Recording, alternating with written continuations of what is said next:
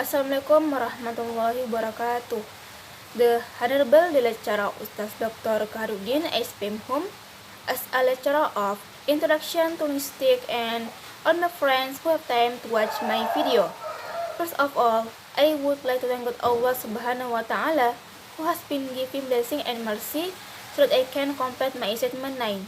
And also let's deliver salawat and salam to our Prophet Muhammad Sallallahu Alaihi Wasallam. Allahumma salli wa sallam barakatuh, who has brought us from darkness to brightness.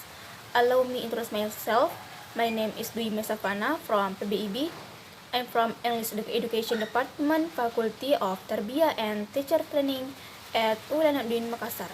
This opportunity, I would like to answer 5-point question from my assignment about understanding syntax.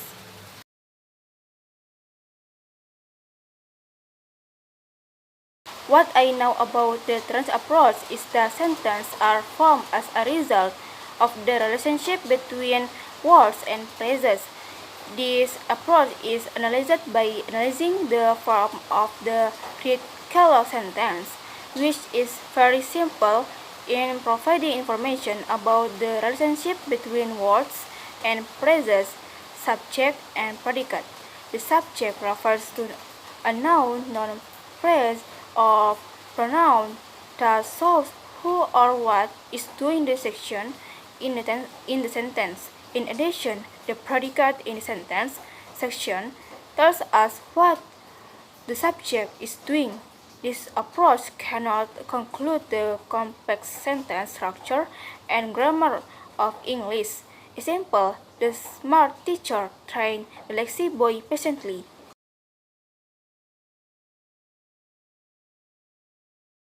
What I know about the structural approach is that sentences are actually a combination of a series of classes and groups of words called sentence patterns.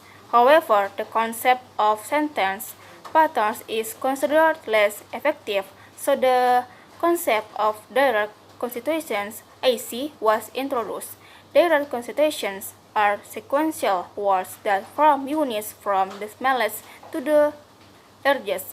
In AC analysis, constitutions are placed in boxes with the smallest box indicating the smallest unit.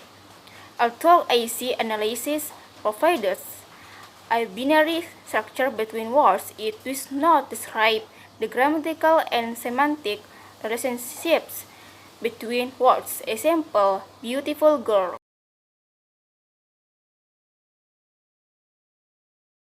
What I know about the transformative generative approach is that sentences are combinations of words that are regulated by a system of rules, grammar. The operation of the rule system to produce sentence is called transformation.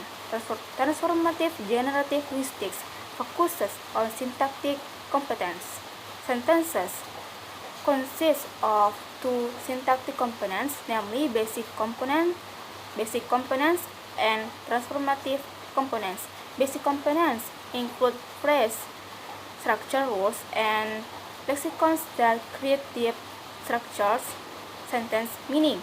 This deep structure is transferred through transformation components into surface structures that represent actual sentences used in oral communication. Example, the girl is singing a song.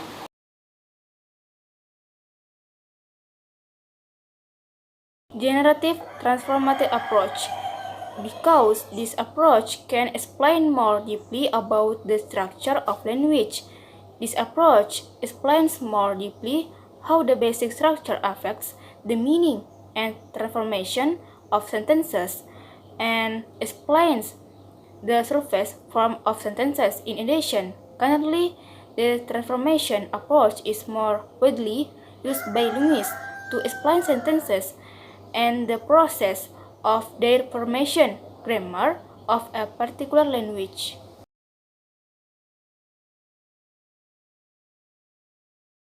What I know about sentence structure is the arrangement of words that form sentences according to grammatical rules, which include subjects and predicates.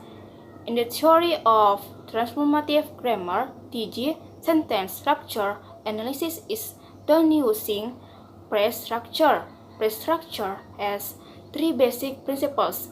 Each word is a lexical category, lexical or lexical groups from phrases, and phrases are formed by rules called phrase structure rules, which are represented in the phrase structure tree. The parts of the phrase structure include noun phrase and auxiliary phrase verb phrase and prepositional phrase PP and compound phrases CP.